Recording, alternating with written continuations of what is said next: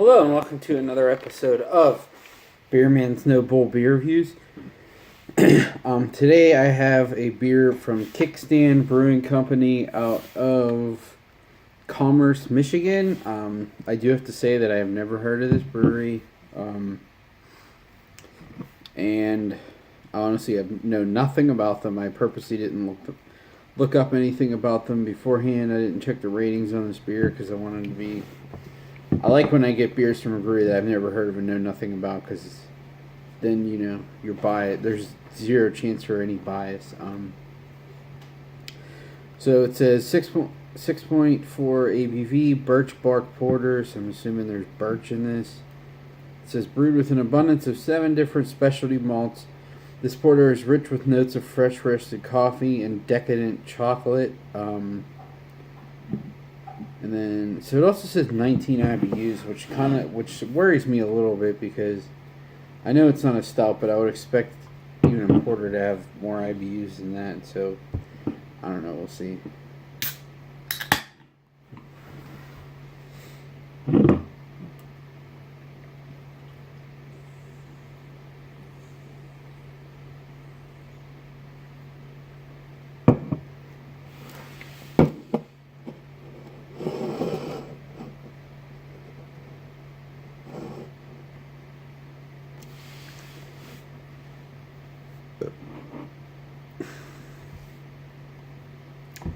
So as you can see, it pours a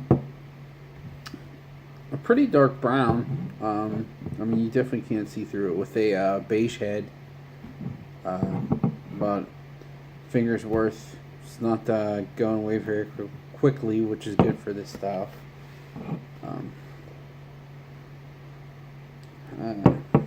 So I definitely get some roasted malts. There's a little bit of a metallic note, and it's almost like a little feedy, which I get from some weird stouts and porters. I don't know.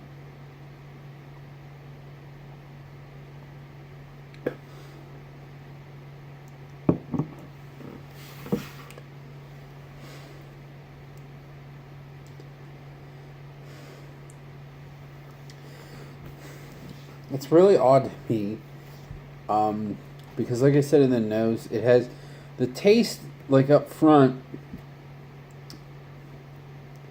has like a slight metallic character, and it comes off like that it's going to be like a kind of a watery, one-dimensional, metallic, roasty beer. But I found in time that I think that metallic character that I get is something that's brought out in these beers that are a little overcarbonated, because the carbonation in this is a little, I think it's a little overcarbonated. It's a little stingy on the tongue for this style. But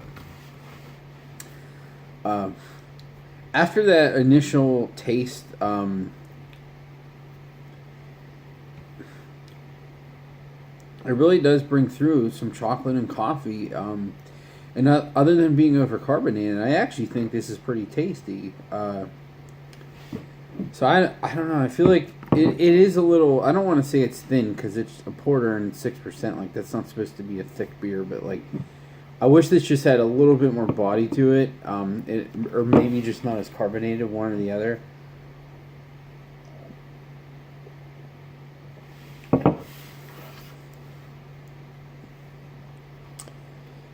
But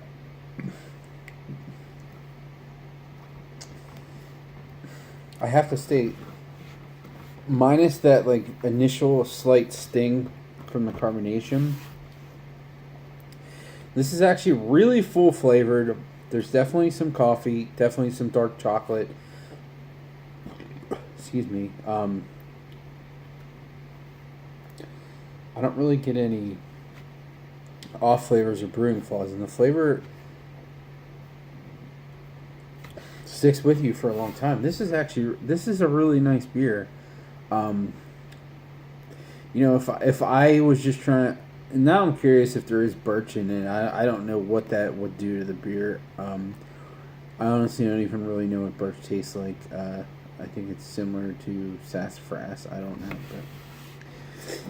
know, but But honestly, if I made this as a homebrew porter and I was just trying to make a porter, I'd be pretty happy with it. I mean,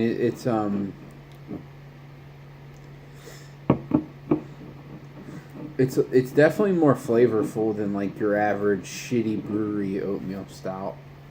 I'm not saying this brewery's shitty. I'm just using that as an example.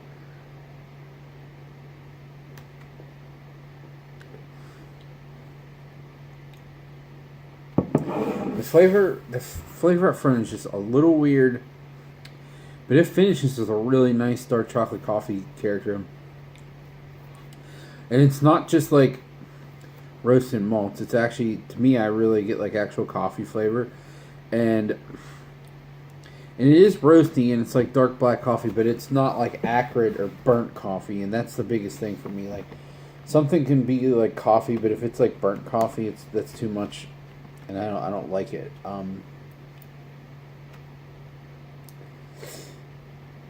Yeah, I don't know that this is good enough where I would actively go out and blindly trade for their stuff, but I would be intrigued enough to try to get some more in a larger trade if I was getting some other stuff from Michigan for whatever reason. And I will say I don't know where the town where Commerce is in Michigan. I don't know where that is, so I'll probably look it up after this video, but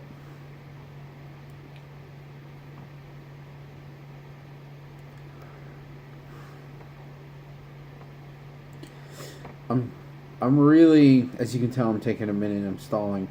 I'm just really jumping back and forth between, on the scale of buy, drink, dump, if this is a buy or a drink.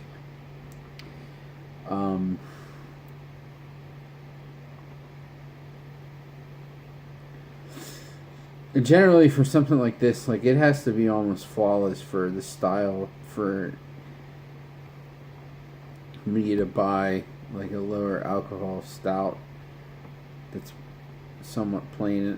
I know I complain about people like the flavored stuff, whatever, but stouts, I don't know, some of the smaller ABV ones, they have to be either flavored or like almost flawless for me to really want to buy them again, because there's so many better, like, bigger ones. They don't have to have stuff in them to be barrel aged, but there's just something to be said about an imperial stout that you're just not going to get out of, one that's 6%. But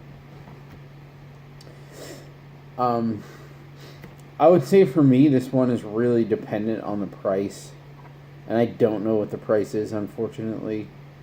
I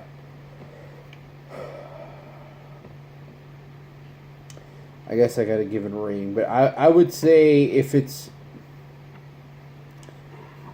was less than $16 a 4-pack, so if it's less than $4 a can, I would consider that a pretty good deal, and I would buy it. If it's equal or more, I probably would not buy it again.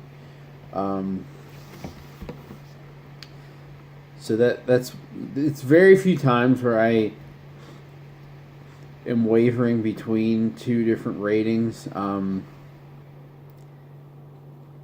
and usually I can at least pick one, but honestly this one I'm having trouble picking one. I would really like to know the price of this, because I feel like that would truly be the determining factor. If this was relatively cheap, then I would definitely buy it.